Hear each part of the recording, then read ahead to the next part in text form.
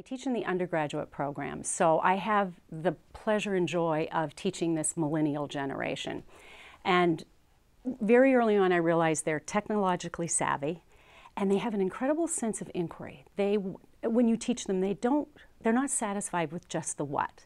They want to know the who, the why, the where, the if.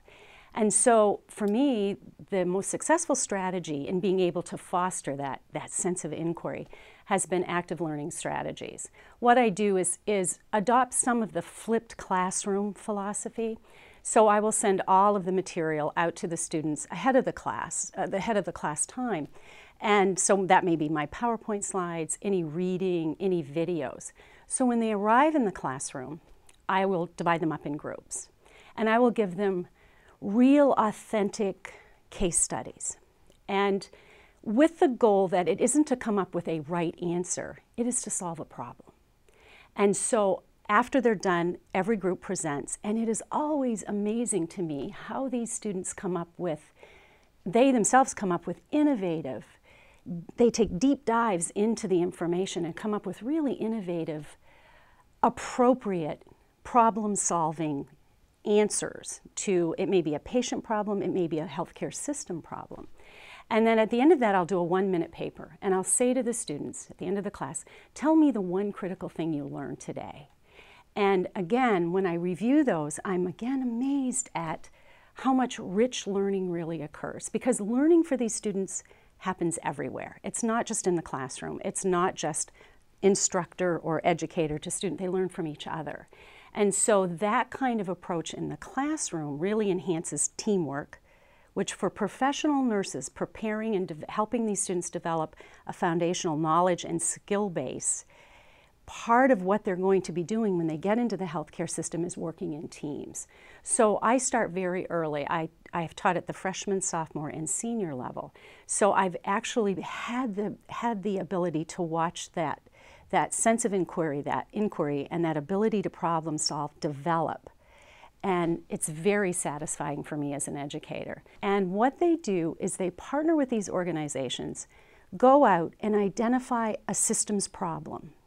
So they identify the problem, they measure it, analyze it, and come up with solutions. Now these are sophomores in their first clinical experience. And we've had student deliverables and outcomes that have stretched from going into a rural school system and developing allergy policies that this group of sophomores then went and presented to the principal, who then said, please come to our board and present it. And so they did, and their policies were implemented and are sustainable today. Again, these are sophomores.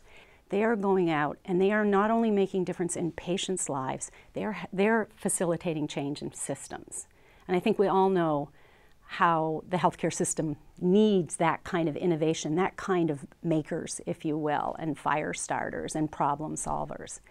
And then finally, the other strategy that I and a fellow colleague have developed and implemented at the School of Nursing are digital badges.